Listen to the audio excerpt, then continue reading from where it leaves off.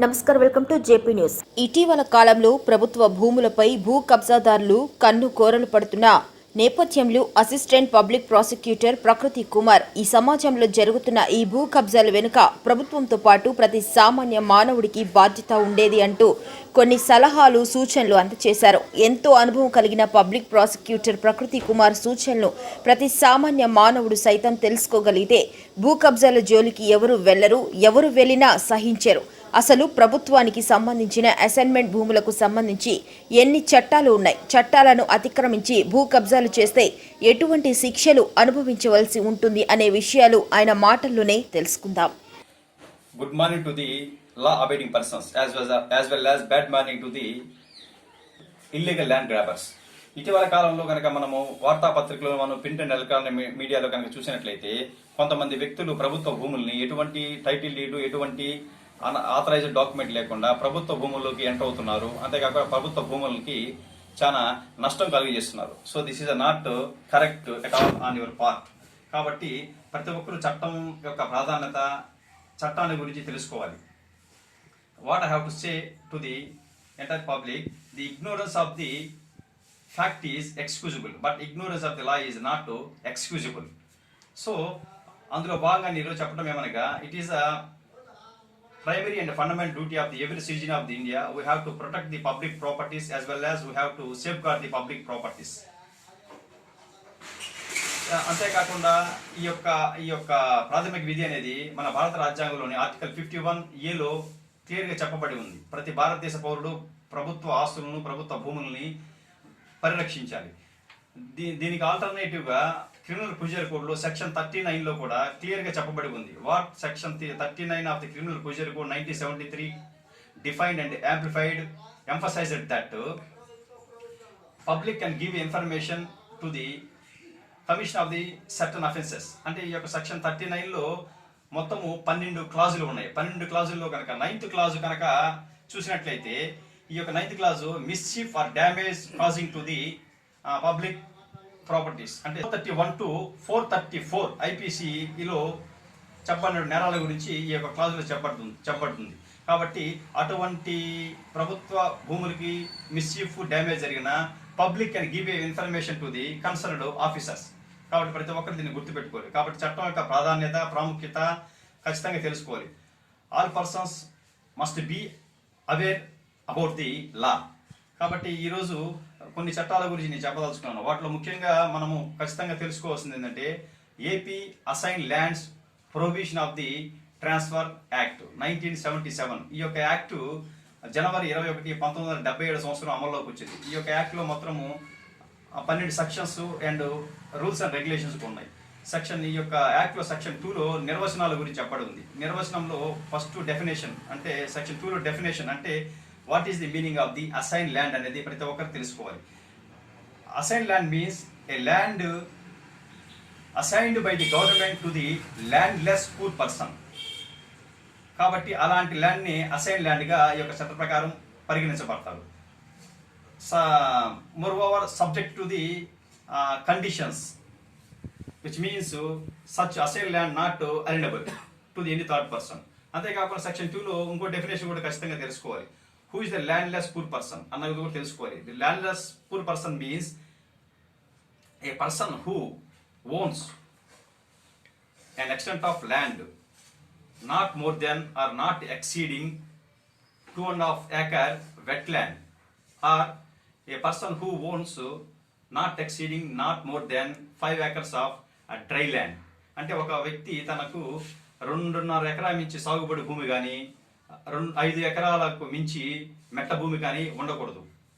కాబట్టి అలాంటి వ్యక్తి ఈ యొక్క చట్ట ప్రకారము ఎలిజిబుల్ అవుతాడు. అంతేకాకుండా such person who is no other means of livelihood అనేది కూడా ఖచ్చితంగా ఉండాలి. Moreover subject to the rules and regulations provided in this explanation. అంతేకాకుండా సెక్షన్ 3 కనుక మనం చూసినట్టయితే, సెక్షన్ 3 యొక్క scope object is prohibition of transfer of the assign lands. అంటే no landless person shall transfer the assigned land to the third person.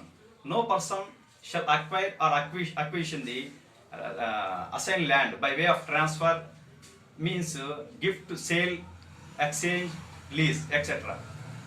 Section 4 యొక్క ప్రాముఖ్యత మనం ఖచ్చితంగా తెలుసుకోవాలి. Section 4 clearly defines that consequence of breach of the conditions laid down in the section 3. Section 5 యొక్క ప్రాముఖ్యత ఖచ్చితంగా తెలుసుకోవాల్సిన అవసరం ఉంది. Section 5 clearly impose a mandatory duty which means statutory duty impose on the district collector for the purpose of preparation of the list of assign land. ఆ యొక్క statutory duty అంటే collector గారికి ఉన్న స్టాట్యుటరీ డ్యూటీని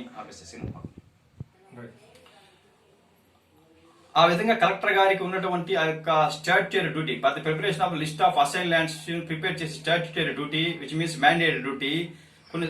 ది కలెక్టర్ గారు may delegate the such preparation of list of documents to the other officer who is not below the rank of the Mandal Revenue Officer.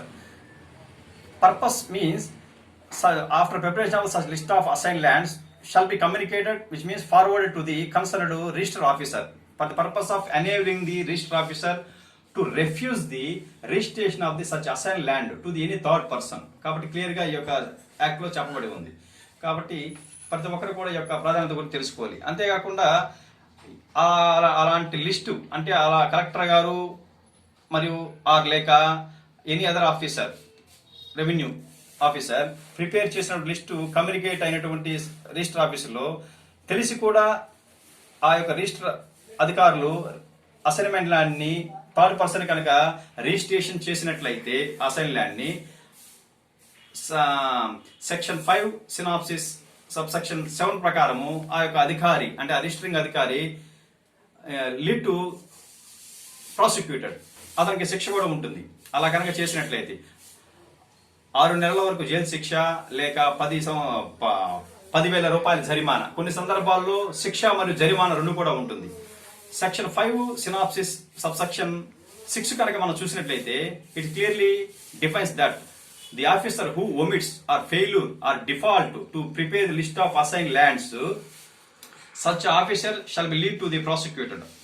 అలాంటి officer కూడా ఈ యొక్క provision ప్రకారము punishment ఉంటుంది. ఆయన పనిష్మెంట్ 6 నెలల jail శిక్ష లేక 10,000 రూపాయల జరిమానా, కొన్ని సందర్భాల్లో శిక్ష మరియు జరిమానా రెండు కూడా ఉంటుంది. సెక్షన్ 7 యొక్క ప్రాధాన్యత గురించి కూడా తెలుసుకోవాలి. సెక్షన్ 7 యొక్క ఆబ్జెక్ట్ మీన్స్ ఈ యొక్క section 7 impose A penalty as well as it is a part and parcel of the penal provision.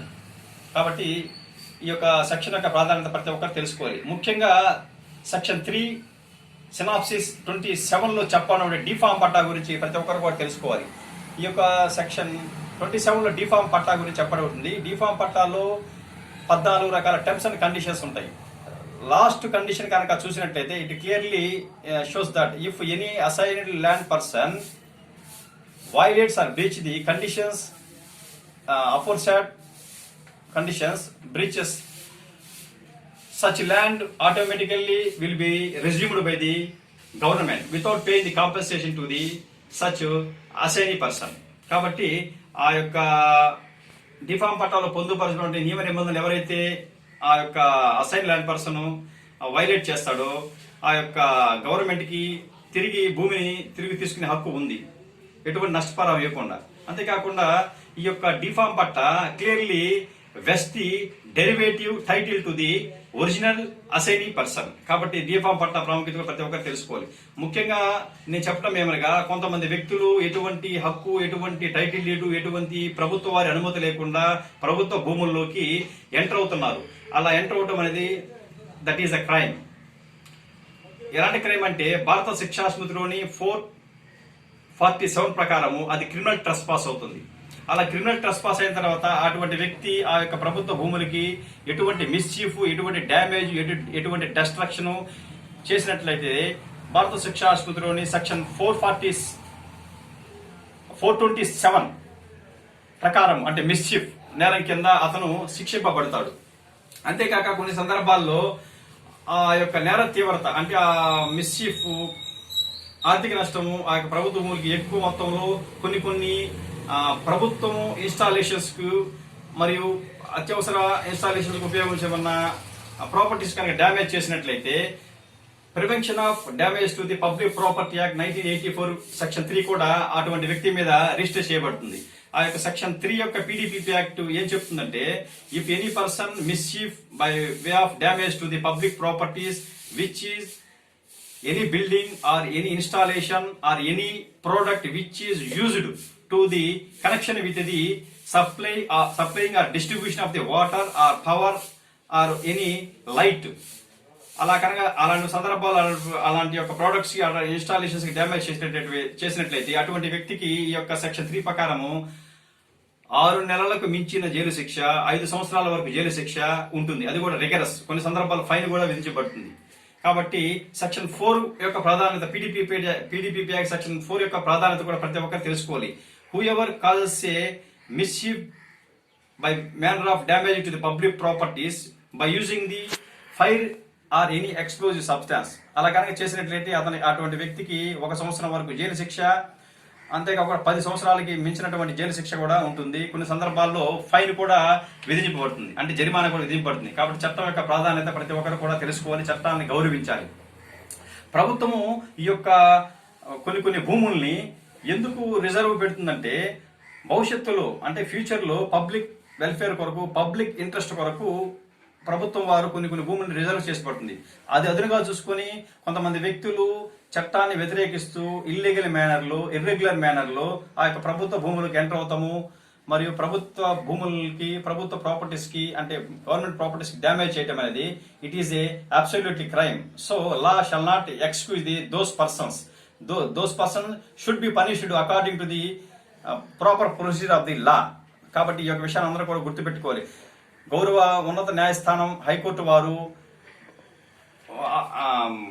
Lower courts కి డైరెక్షన్ ఇస్తూ ఉంటుంది. అప్పుడప్పుడు అంటే అకేషనల్ గా లీగల్ అవేర్నెస్ క్యాంప్స్ కూడా కండక్ట్ చేస్తూ ఉంటారు. కాబట్టి ఆ యొక్క లీగల్ అవేర్నెస్ క్యాంప్ లో ప్రతి ఒక్కరు కూడా, అంటే పబ్లిక్ అందరూ కూడా పార్టిసిపేట్ చేస్తూ చట్టాల గురించి, చట్టాల యొక్క ప్రాముఖ్యత గురించి ఆ యొక్క లీగల్ అవేర్నెస్ క్యాంప్ లో ఖచ్చితంగా తెలుసుకోవాలని. అంతేకాకుండా సెక్షన్ 434 ఐపీసీ యొక్క ప్రాధాన్యత కూడా ప్రతి ఒక్కరు తెలుసుకోవాలి. Section 434 IPC clearly defines and amplified and emphasized that the whoever causes, destroys or moves the any landmark fixed by the authority or public servant.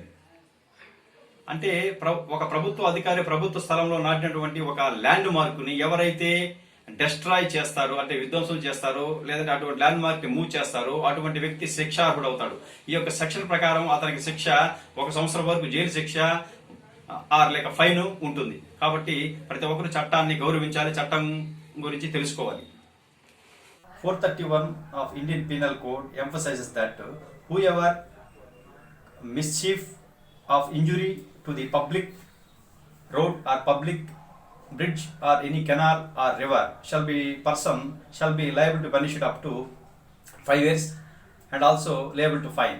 అంటే ఈ యొక్క సెక్షన్ ప్రకారం, అంటే 431 భారత శిక్షాశాస్త్రం ప్రకారం ఎటువంటి వ్యక్తి అయినా సరే ప్రభుత్వం యొక్క రోడ్డుకి, బ్రిడ్జికు, కాలువలకు, నీటిపారుదల ఉన్నటువంటి కెనాల్కు మిస్చీఫ్ చేసినట్లయితే అటువంటి వ్యక్తి 5 సంవత్సరాల వరకు శిక్షకు గురి కాపాడతాడు, మరి జరిమానా కూడా గురి కాపాడతాడు. Section 432 of Indian Penal Code emphasizes that whoever causes a mischief of obstruction to the public drainage with attempt to damage to the such public drainage, such person shall be liable to be punished up to 5 years and also liable to pay the fine.